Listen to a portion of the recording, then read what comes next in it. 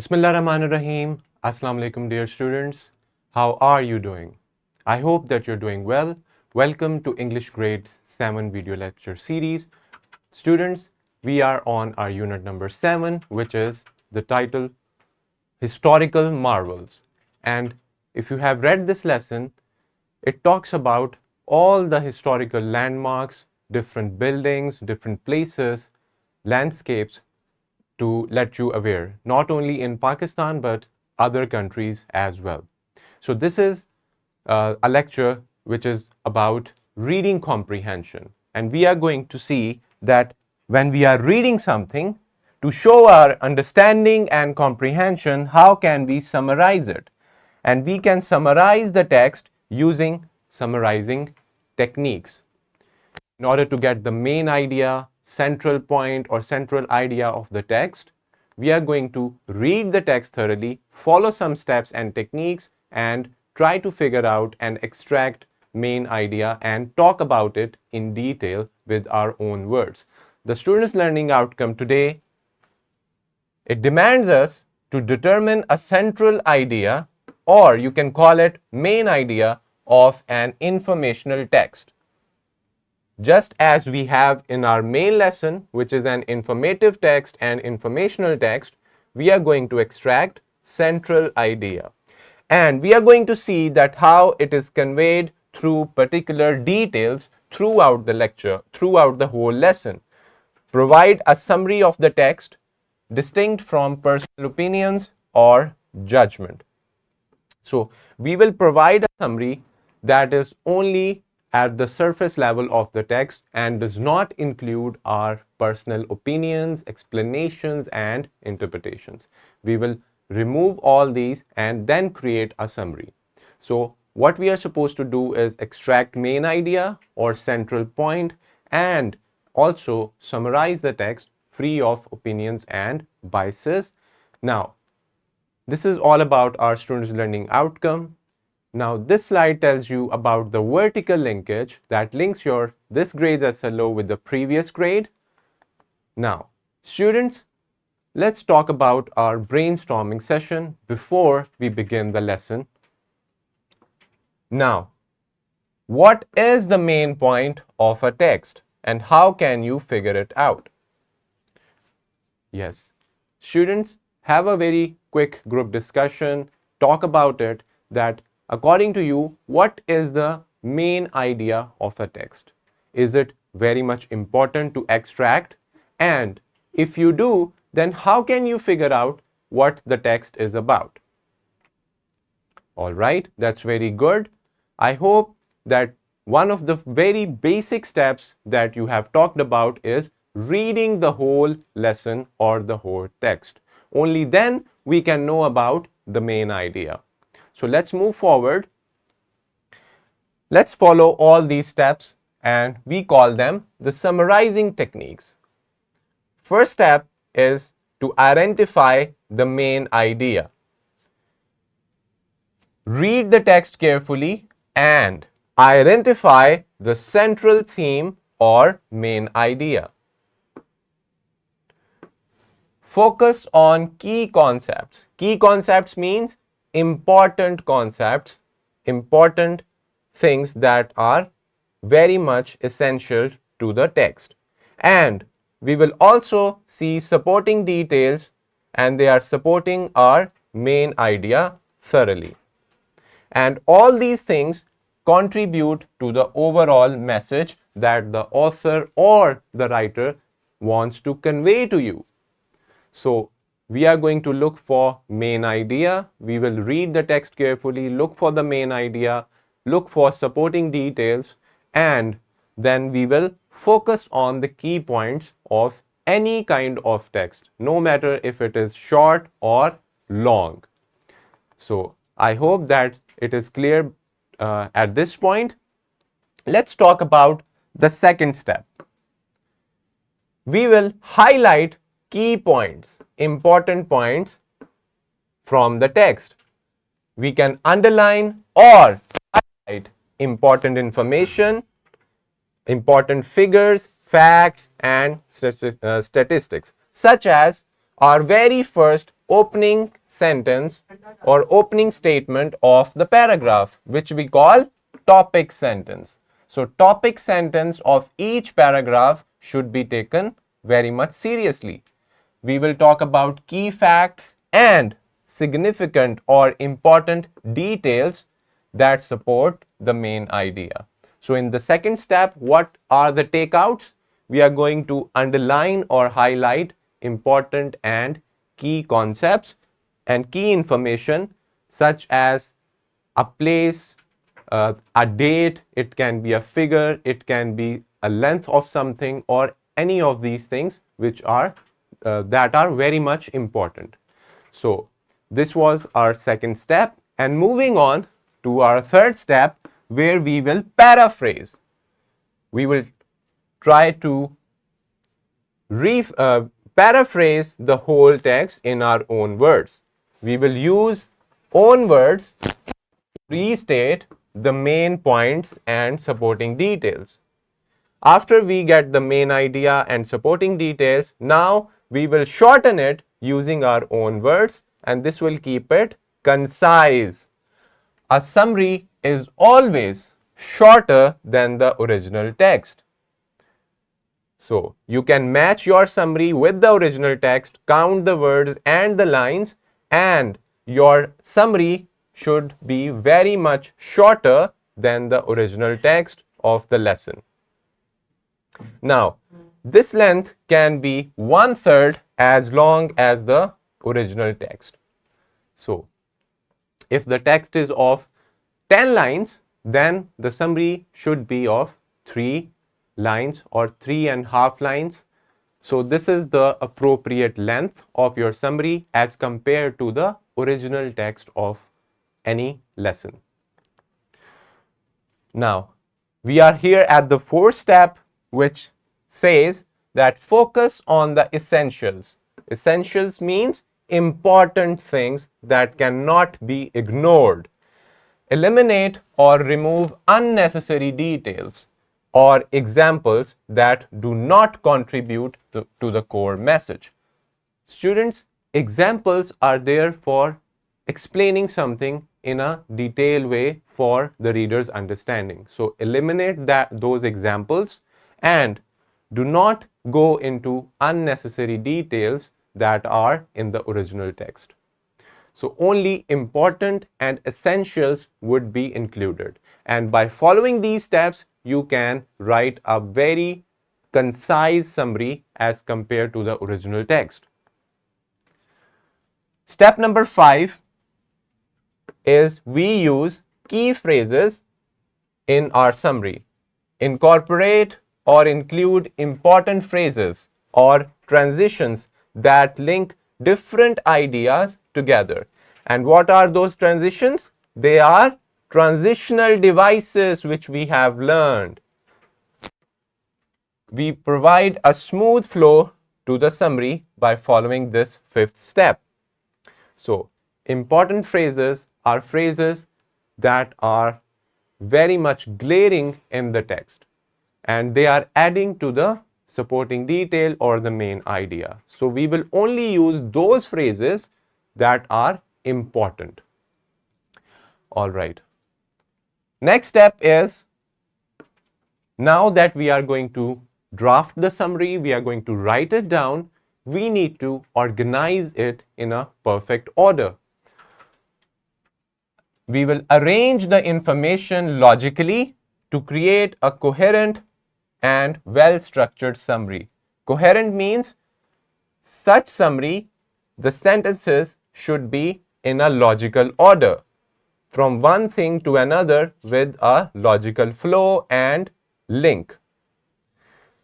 Use headings or bullet points if helpful.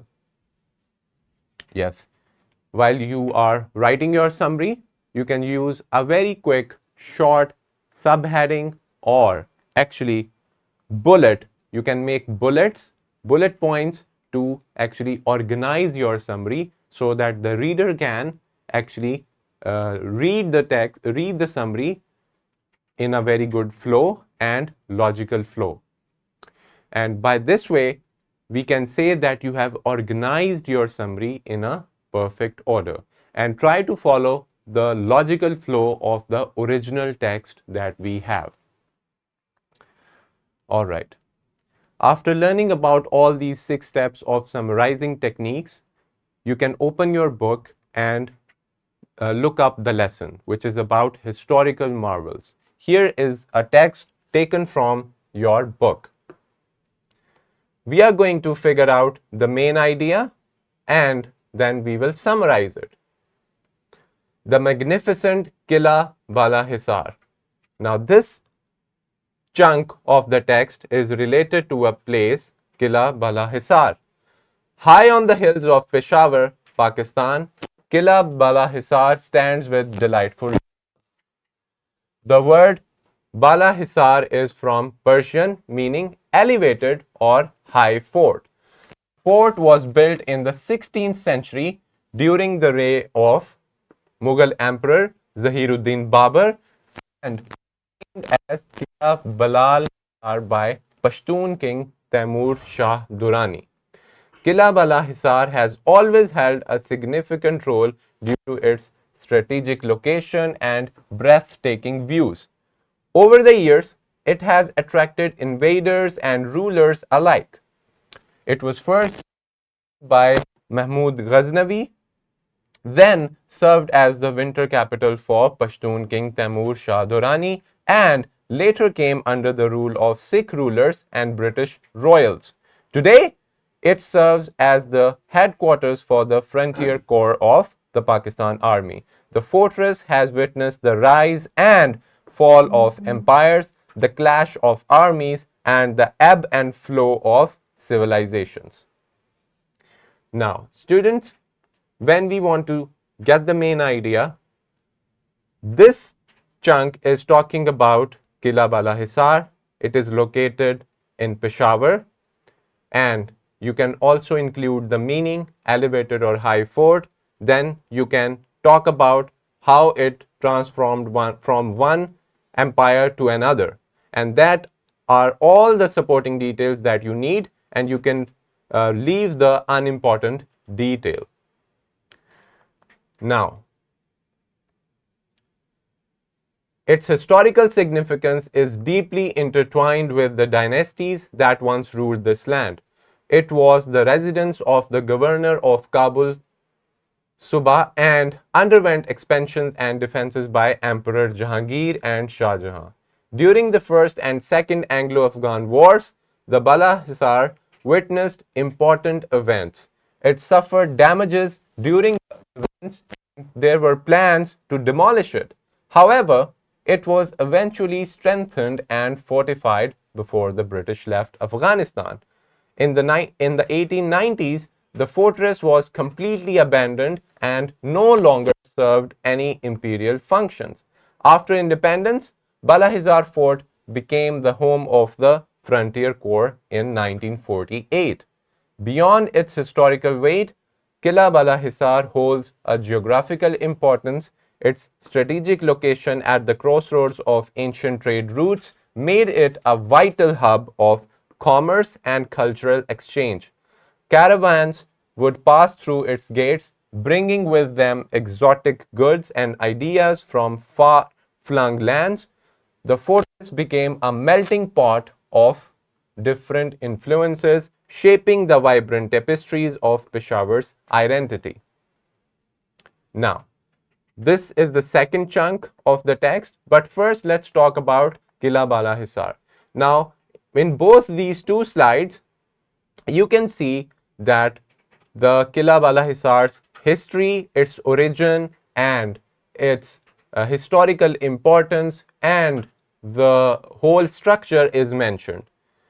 Now, if you want to summarize it, you can only take these important essential points and leave the rest of the detail which goes deep into the history. And in this way, we can summarize these two slides in very few lines. Important phrases, if we talk about them, they are became a melting pot. This is a phrase which is very much important for the text. Now, as the text is about not only Pakistan, but it also talks about China. So the Great Wall of China, here, first we will read it and then talk about the main idea. In the heartland of ancient China, it stretches across rugged terrain, extending as far as the eye can see. Its origins are covered in myth and legend. This enormous feat of engineering has captivated the imagination of travelers and historians alike.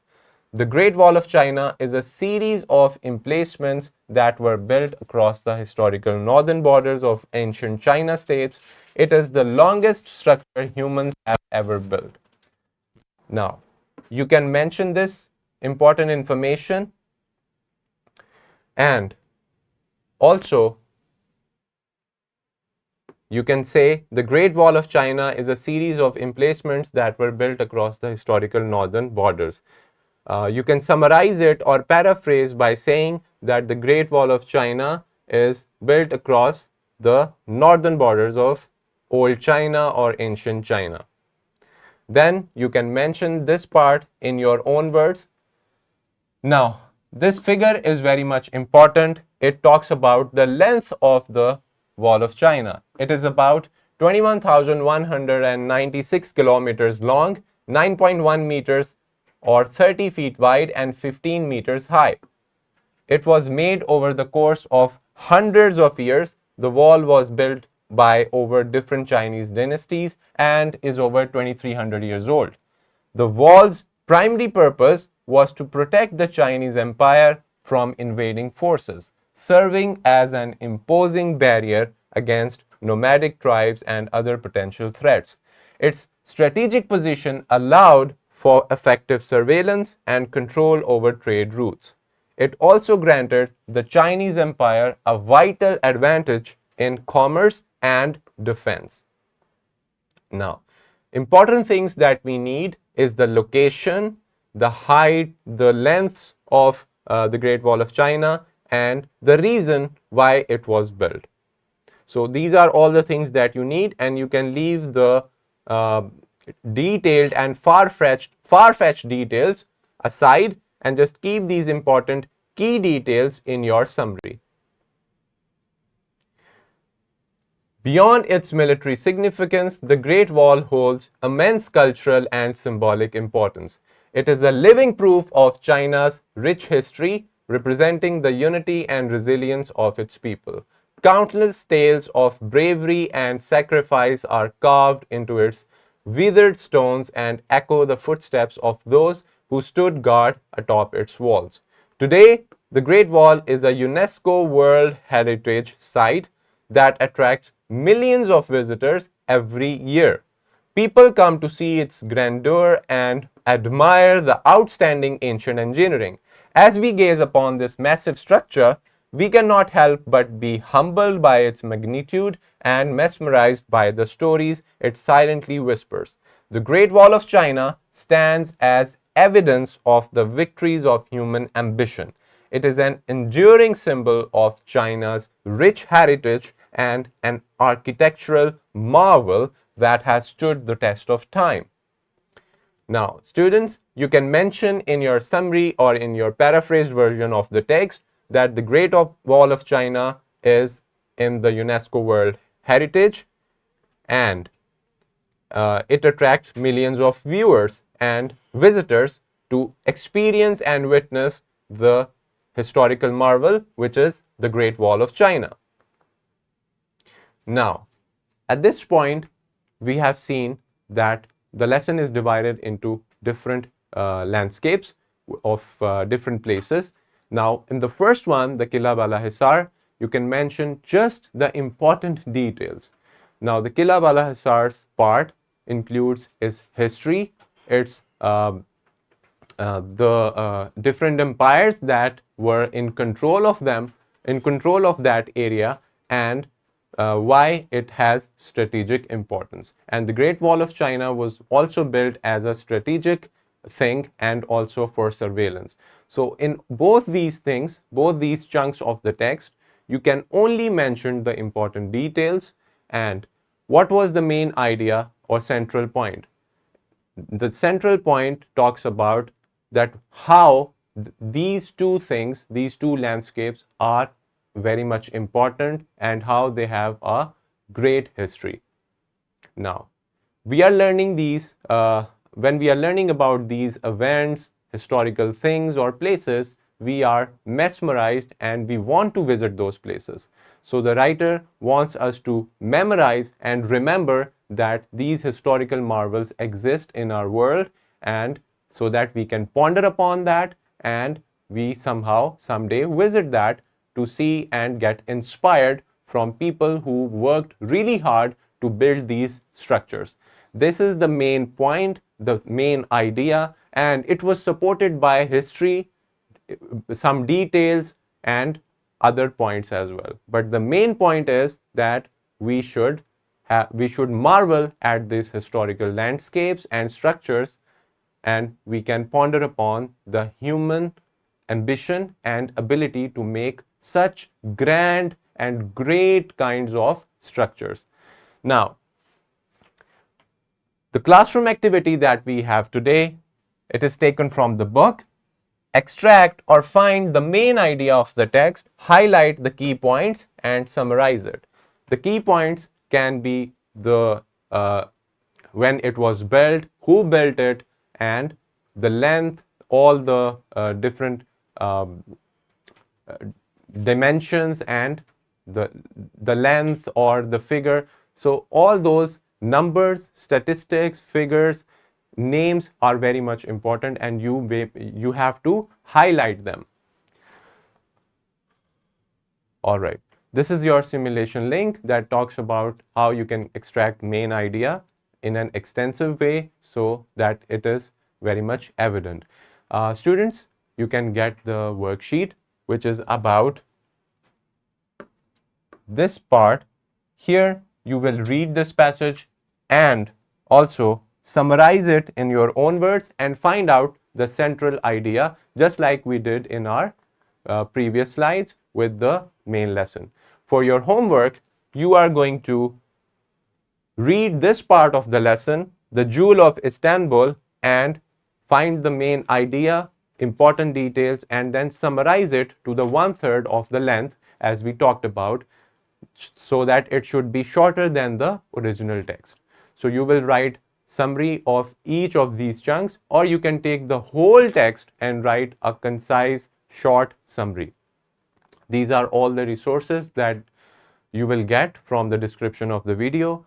I hope that we have clearly seen that what is a central idea or main theme and how we can extract it from the text using different steps, those 6 steps that we have learned, and we also applied them in our activity and on our main lesson. So do your worksheets and homework. I'll see you in the next video lesson. Allah Hafiz.